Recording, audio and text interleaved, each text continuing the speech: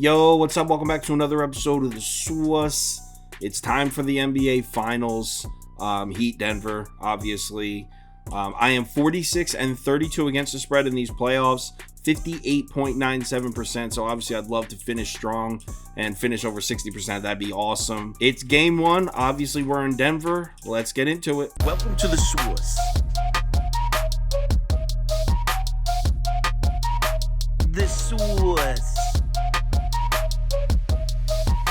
Sauce. Hey, get the sauce. It's game one. We're in Denver. Everybody knows what's at stake here. This is the finals. Line opens up Denver minus 8.5. Total opens up at 218.5. Public is pretty split even on this one, but the sharp action is all over the Nuggets. Looks like the sharps hammered Denver early at 8.5. And they don't seem to be budging now. Line is up to Denver minus 9. So let's run through a quick breakdown of this matchup. And we all know what this series is going to be about. Comes down to the Nuggets offense. Can the Miami Heat defense stop the Denver offense? That's what the series is about.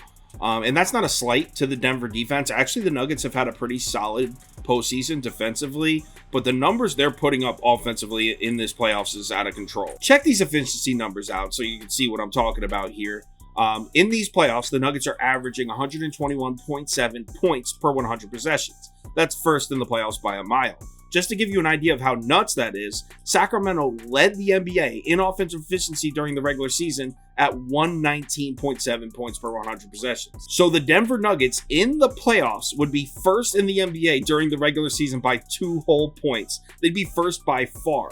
This is in the playoffs where the competition is obviously tougher, where opponents play tougher defense, where you play the same team over and over again, making it easier to create a defensive game plan, and they'd still be first in the NBA throughout the regular season by a good margin. That's how good the Nuggets offense is playing right now. It's out of this world. So what is Erik Spoelstra and the Heat defense going to do to stop this madness?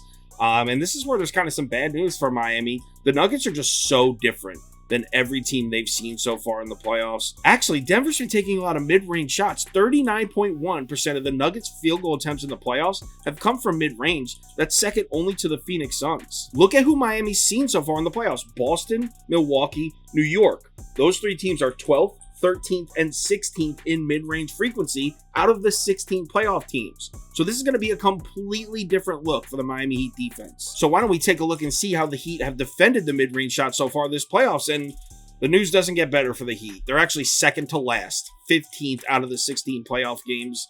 Opponents are hitting their mid-range shots at a 49.1% clip against Miami this playoffs. Only the Clippers have worse numbers than that. So as much as I like Erik Spoelstra, as much money as the Heat just won me in that Boston series, this Denver offense is a really tough matchup, man. Now, on the other side, one thing I will say about the Nuggets defense, they've actually gotten a bit lucky with their opponents. And I'm not talking about the 4 seed, 7 seed, 8 seed. I don't care about that.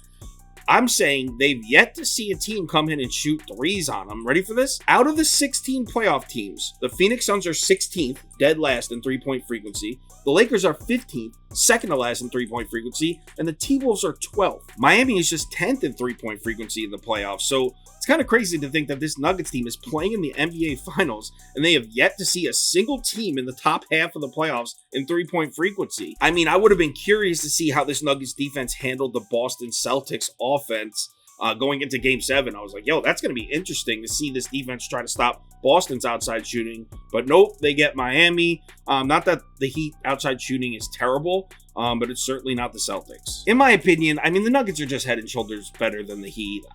I don't think anyone would really debate that. But that's not the debate. We're debating who's going to cover this spread. And once again, this line is just disrespectful. I thought the Boston-Miami series was pretty evenly matched. I bet the Heat 5 times out of the 7 games because the line these odds makers continue to disrespect Erik Spoelstra and the Heat. So 9 points, I have to take them. Give me Miami plus 9. As far as the total, I'm definitely leaning over, but actually I think I'm going to play the first half over at 112.5. If you notice, there's a pattern, especially in game ones. These teams come out to start the series with a ton of energy, and then the game seems to slow down in the second half. I've had a few unders lose based solely on what happened in the first half. So I think I'm going to play that first half over at 112.5. As far as props, I don't have anything as of yet. Obviously, that Caleb Martin line at 15.5 points looks tempting. I think I've cashed that 3 in a row now, at least 2 in a row, maybe 3.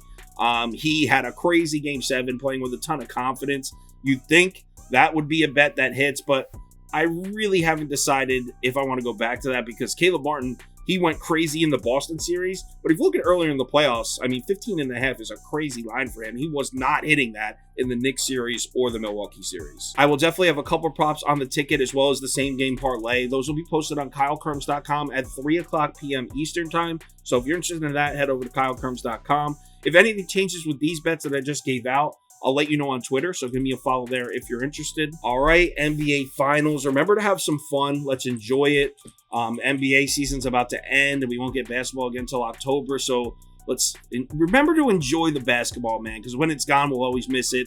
Like I just said, remember to bet responsibly. People tend to overreach in the playoffs, especially the finals, so try not to get crazy with these bets. If you need anything, hit me up on Twitter. Have a good one.